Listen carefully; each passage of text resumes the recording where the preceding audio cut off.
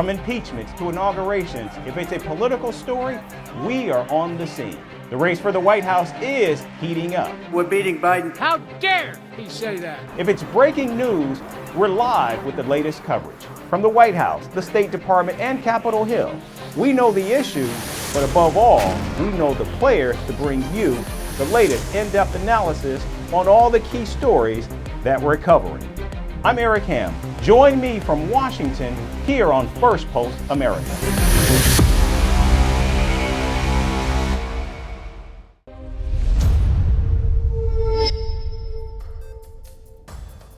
Happy Friday and welcome to Firstpost America. I'm Eric Ham, coming to you live from the nation's capital in Washington, D.C. And over the next few minutes, we'll take you from the United States and around the world, covering all the top stories of the day. But before that, let's take a look at the latest headlines. The United States is deploying more than 80 fighter jets to Japan's southern island of Okinawa as Tokyo sounds the alarm over growing relations among China, North Korea, and Russia. At least 90 migrants drowned while attempting to reach Europe from Africa. A boat carrying almost 170 people capsized off the coast of the northwestern African nation of Mauritania. Iran votes in the second round of the closely fought presidential election. The runoff follows the June 28th ballot, which saw historic low turnout with over 60% of Iranians abstaining from voting for a successor to President Ibrahim Raisi's, who died in a helicopter crash. Spanish Prime Minister Pedro Sanchez's wife testifies before a judge in Madrid as part of a corruption probe into her business dealings. Prime Minister Sanchez calls it a political smear campaign by the right wing. And tech giant Meta's messaging app WhatsApp to get a new artificial intelligence feature allowing users to generate images based on text prompts and photos that are fed into the AI model.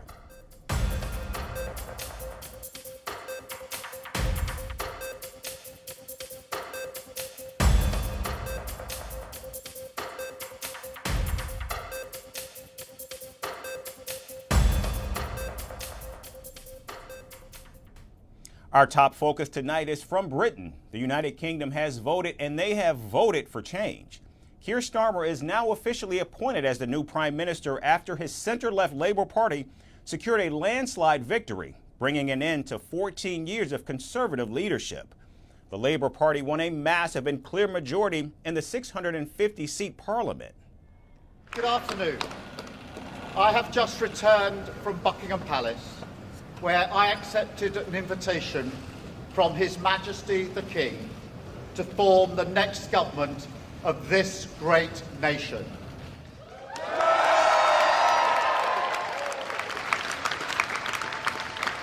I want to thank the outgoing Prime Minister Rishi Sunak. His achievement as the first British Asian Prime Minister of our country, the extra effort that will have required should not be underestimated by anyone. And we pay tribute to that today. Now, as the Labour Party celebrated their victory, Conservative Party leader Rishi Sunak conceded defeat and took responsibility for the results. In his final speech as Prime Minister, Sunak apologized to the nation and handed over his resignation to King Charles III. I will shortly be seeing His Majesty the King to offer my resignation as Prime Minister. To the country, I would like to say first and foremost, I am sorry. I have given this job my all, but you have sent a clear signal that the government of the United Kingdom must change, and yours is the only judgment that matters. I have heard your anger, your disappointment, and I take responsibility for this loss. Now, while former Prime Minister Rishi Sunak and outgoing Chancellor Jeremy Hunt kept their seats, there were big losses for the Conservative Party. Former Prime Minister Liz Truss, Gillian Keegan, the Education Secretary, and Grant Shapps, the Defense Secretary, were among the most high-profile ministers unseated by opposition candidates. Meanwhile, former Labour Party chief Jeremy Corbyn won as an independent after being expelled from the party in March last year.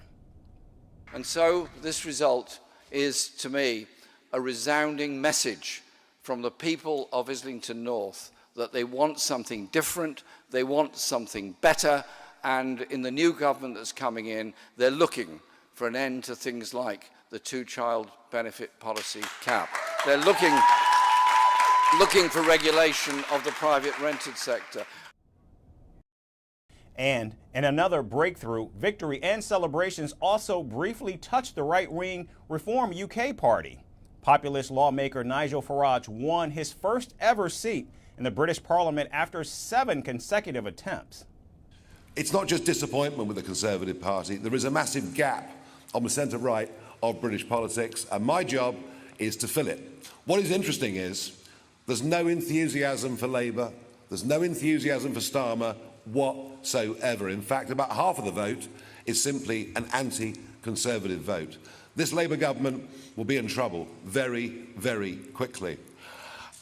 We will now be targeting Labour votes. We're coming for Labour, be in no doubt about that.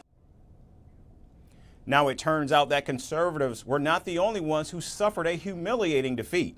In Scotland, the ruling Scottish National Party secured just over 8 seats compared to 48 seats back in 2019. And now, even though Keir Starmer has taken Labour to the center, he may face demands from party members to make quick and necessary decisions as the UK witnesses skyrocketing inflation paired with a migration crisis. And it remains to be seen just how Starmer and his loyalists will handle many of these pressing issues.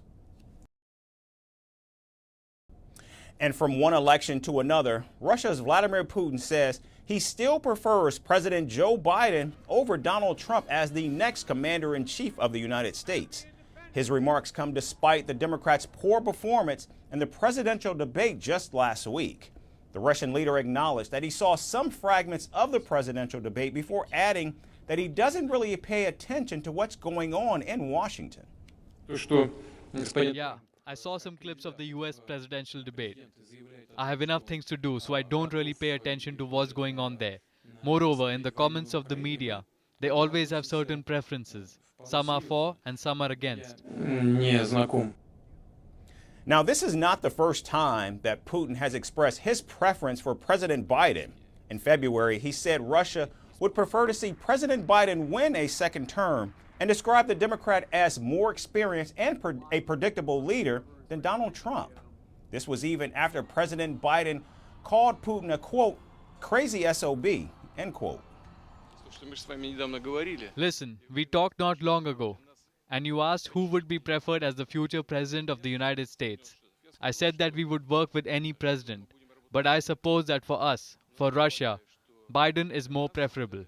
We understand what is going on there in the United States in terms of politics, and that reaction is absolutely adequate.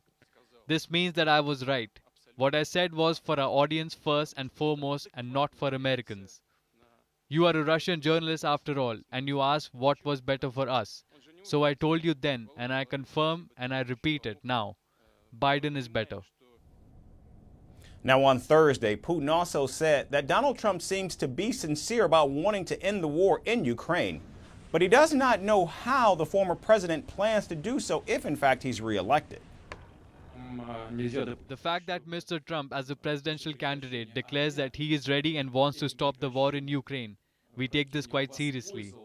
I am not, of course, familiar with his possible proposals regarding how he is going to do this. And this, of course, is the key question. But I have no doubt that he means it sincerely, and we will support it. Now, during the debate last week, Donald Trump said that he would have the conflict settled before even taking the office of presidency in January of next year. Now, reports say Donald Trump had privately spoken about the option of allowing Putin to keep Crimea and the Donbas region in return for peace in Ukraine. Last month, 2 advisors presented the former president with a plan to end the war in Ukraine that reportedly involved telling Kyiv it will only get more American weapons if it enters peace talks with Moscow. However, Putin says Russia would only end the war if Ukraine agrees to drop its NATO ambitions and surrender 4 of its provinces that are claimed by Moscow. And moving to the Middle East, Hamas has submitted a new ceasefire proposal to Qatari, Egyptian, and U.S. mediators. The White House has welcomed the move and called the new ceasefire proposal a significant breakthrough. Secretary of State Antony Blinken has reportedly discussed the ceasefire proposal with both President Joe Biden and Israeli Prime Minister Benjamin Netanyahu. U.S. officials say that the conference call between Secretary Blinken, President Biden, and Prime Minister Netanyahu went on for almost an hour, where they went through the complete text of the proposed agreement.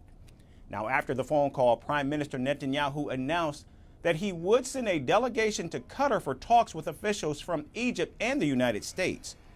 Meanwhile, officials from the Biden administration have stressed that the new proposal is not yet final and needs significant work. The new ceasefire proposal by Hamas includes 3 phases, with the first involving the release of elderly, sick, and female hostages that are still being held captive in Gaza.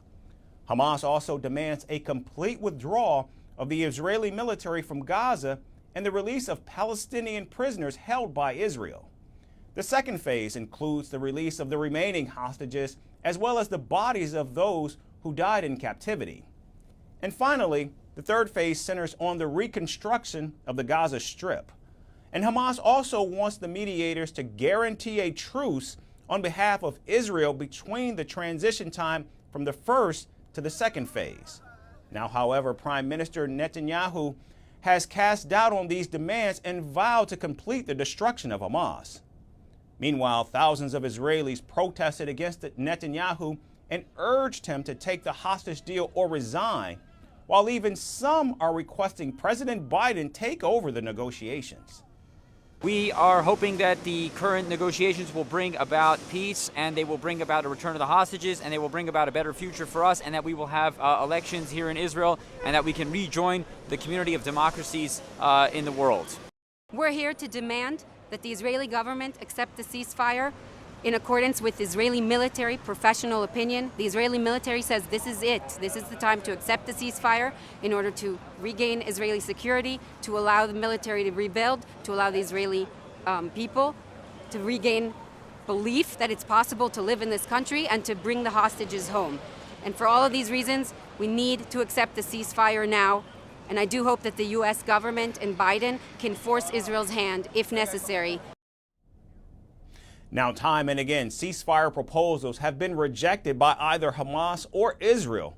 Only this time, it's unclear if Netanyahu will actually accept the agreement, as Washington calls it one of the most achievable proposals so far. And moving to South America, Brazil's federal police have indicted former President Jair Bolsonaro for not declaring the diamond jewelry he received from Saudi Arabia. The jewelry, worth over $3 million, was gifted to Bolsonaro during his term between 2019 and 2022. Police say the former president also sold 2 luxury watches in a store in the United States in 2022. Now, Brazil's Supreme Court will decide whether Bolsonaro will have to actually stand trial on criminal charges. Meanwhile, his supporters have called the case against him political persecution. Here's our report with the latest. Brazil's former president Jair Bolsonaro is in legal trouble once again. The 69-year-old has been earlier accused of forging his COVID-19 vaccination certificate and inciting riots to oust his successor from power. And now, Brazil's federal police have indicted him over undeclared diamonds from Saudi Arabia. Far-right Bolsonaro has been formally accused of money laundering and criminal association in connection with the jewelry he received while in office. This jewelry also included luxury items given by the Kingdom of Saudi Arabia. Reports say that the jewelry was valued at $3.2 million and included a diamond necklace, ring, watches and earrings. The Saudi government had gifted these items to Bolsonaro and his wife Michelle Bolsonaro. According to Brazilian police, a government official during Bolsonaro's term tried to sneak in the diamond jewelry from Riyadh in 2021. The aide was caught at Sao Paulo's international airport with some of the jewelry. And in 2022, Bolsonaro's top aide, Mauro Cid, sold 2 luxury watches to a store in the United States for nearly $70,000. Both of the watches were gifted by the Saudi government in 2019. Sid later signed a plea deal with Brazilian authorities and confessed it all.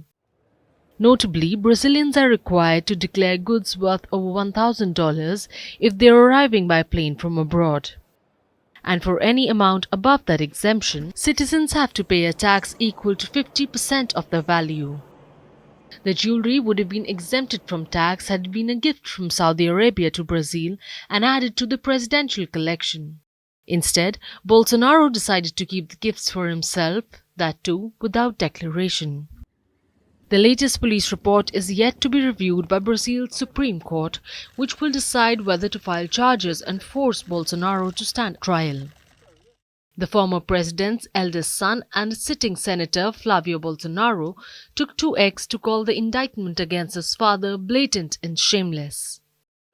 And while Bolsonaro is yet to comment on the latest legal threat, he and his lawyers have previously denied any wrongdoing in all the investigations against him, declaring them as political persecutions. And our final story centers on Legos. In the last few months, the United States has seen a steep rise in the theft of these interlocking plastic brick sets. Crime syndicates have stolen more than $150,000 worth of Lego sets that are considered rare and high-value collectibles. And these Lego sets are fetching the thieves thousands of dollars more than the original price of the toys themselves. Our final report gets you all the details about this bizarre world of Lego larceny.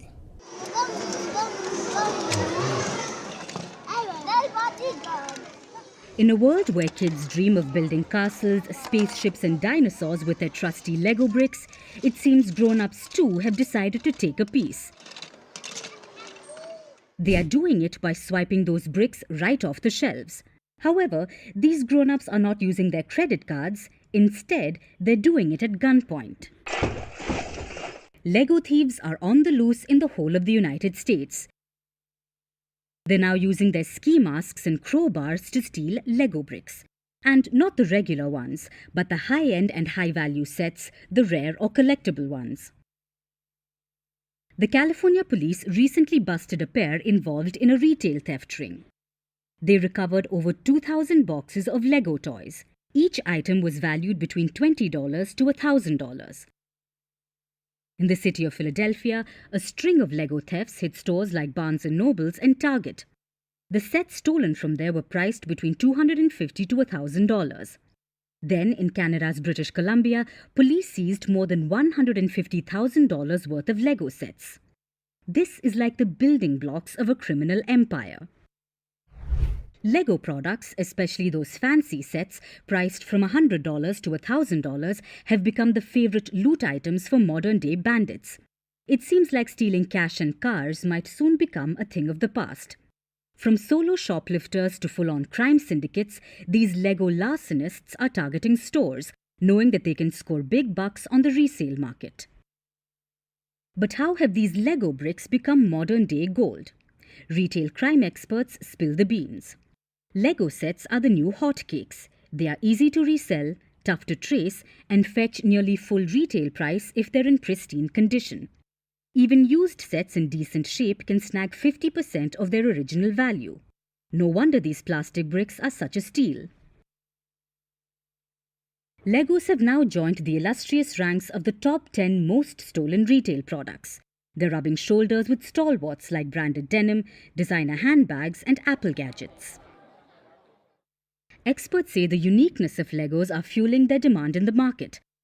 The brand is always refreshing their offering. They're always on trend with tie-ins to pop culture and special edition sets. There's not only a market for stolen Lego products, but also a rapidly increasing counterfeit market, especially online. As children keep dreaming and building their Lego worlds, it seems like some adults are constructing criminal empires one brick at a time, and these instances are anything but a block party. That's our show for today. We certainly thank you so much for tuning in all week. We hope you have a great weekend, and we look to see you right back here next week.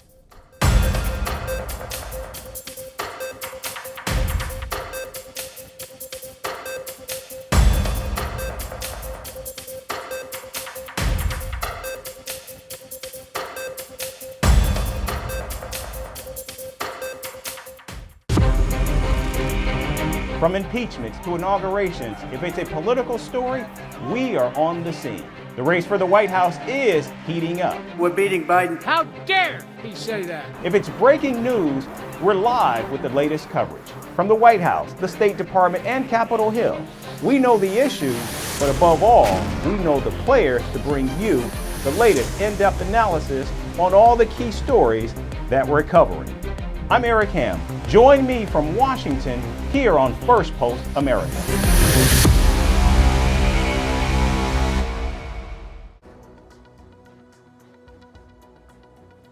Hello and welcome to Fast and